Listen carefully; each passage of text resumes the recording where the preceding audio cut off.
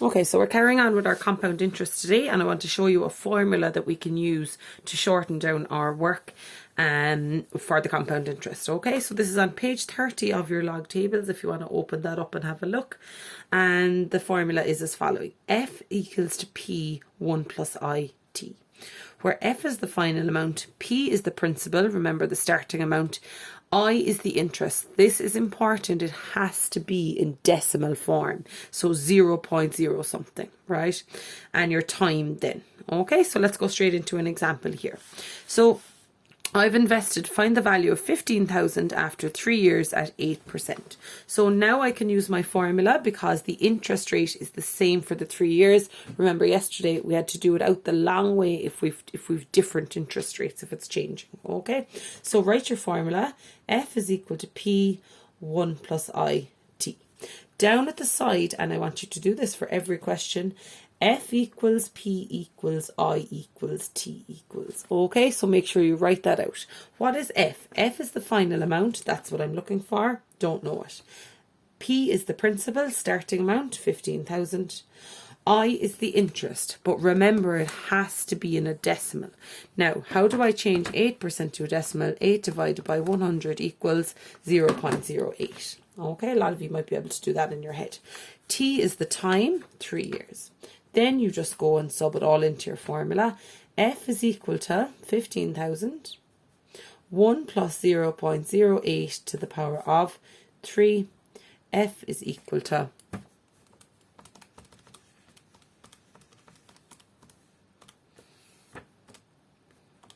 so you have 18895.68. What is the advantage of this? It's a way quicker, okay? If they asked me how much interest did I earn, well, you subtract off your 15,000. So I have my 18895.68 minus your 15,000. And that gets me 3895.68. And that's what your interest is. Okay, so I want you to do both of those. This is your final amount and your interest, because they could ask you either one of them. Okay, on to the next one. 12,000 for 5 years at 4%. Okay, so just another similar example. Formula: F is equal to P 1 plus I T. Out at the side, F equals P equals I equals T equals.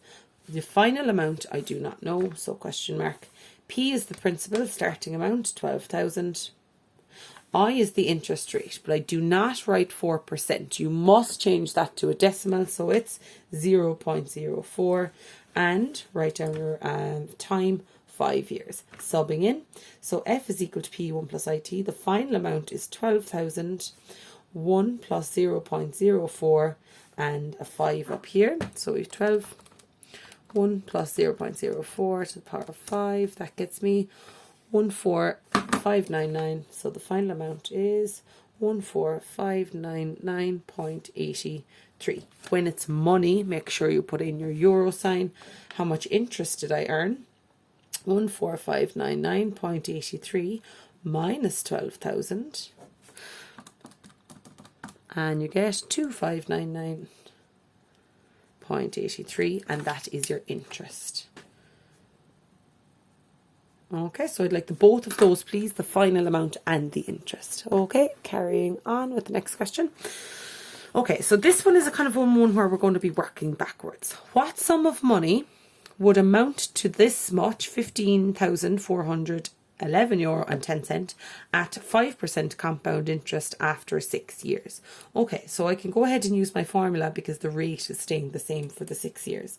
So it's F is equal to P 1 plus I T. Out at the side, F equals P equals I equals T equals. Okay, so what is your F, your final amount? Do I know it? Yes, I do. This is the final amount here. So what sum of money would amount to this? So your final amount is 15411.10.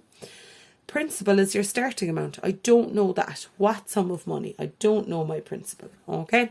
Interest, I do not write 5%. What will I write? 0 0.05.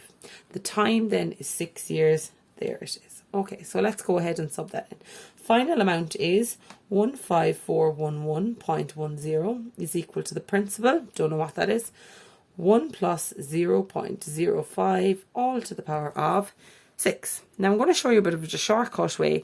Instead of working all of that out, you can just bring it straight down on the other side. Okay, so I have 15411.10 all over this thing. 1 plus 0.05 all over 6 is equal to P. So therefore P is equal to, let's put all that into your calculator, 15411.10 all over 1 plus 0.05 to the power of 6. And you get €11,500. Okay, so that's a small bit of a different one. So if it's multiplying here, it goes down and divides on the other side. You're very welcome to work that out if you like. 1 plus 0.05 to the power of 6, and you get that number 1.34, and that will go down here. I'm just think it could be saving a step if you want. So if it's multiplying here, dividing down on the other side. Okay, let's carry on. Another example, €4,500 was invested for 1 year. And after that, it amounted to €4,815. Find the interest rate. Okay, so you've a few different options here. My favourite option, of course, you know it, lads, is cross multiply and divide. Okay, so 100% is your starting amount. So I have 4,500 is equal to 100%. What percentage is that one? 4815 is equal to question mark. As you know, cross multiply and divide. 4815 by 100 divided by 45 equals 107. So that's 107%. So what do you think your interest rate is? 7%. Let me show you a different way of doing it. So that's a 107. And the difference is 7%. Okay, a different way of doing it is saying, right, I have 4815 minus 4500. How much interest did I earn? So I have 4815 minus 4500, and I got €315. So you could say, so €315 out of 4500 by 100, and I get my 7%. Okay, I'm going to pick this A because it's shorter. All right, one more example today. This is one of the working backwards ones, and with these ones, lads, our layout is very, very important. So let's read down through it. €16,000 is invested for 3 years at compound interest. The rate for year 1 is 7% and the rate for year 2 is 8%. So straight away, I'm not going to use my formula because that's if the rate is the same all the time. At the end of year 3, it amounts to this much. Find the rate for year 3. So what I'm going to do is I'm going to lay out like we were doing yesterday. So I'm going to have year 1, interest 1, year 2, interest 2, year 3, interest 3, and my final amount is here. What can I fill in? So I have 16,000. I know that's the... So these would all say principal, sorry. So that would be principal 1, principal 2, principal 3. Sorry, instead of year. So I have principal 1, principal 2, and principal 3. Okay, so you have 16,000 as your starting amount. What was my interest in the first year? I can see it here, 7%. What was my interest in year 2? My interest in year 2 is 8%. My interest in year 3, I don't know. That's actually what I'm looking for.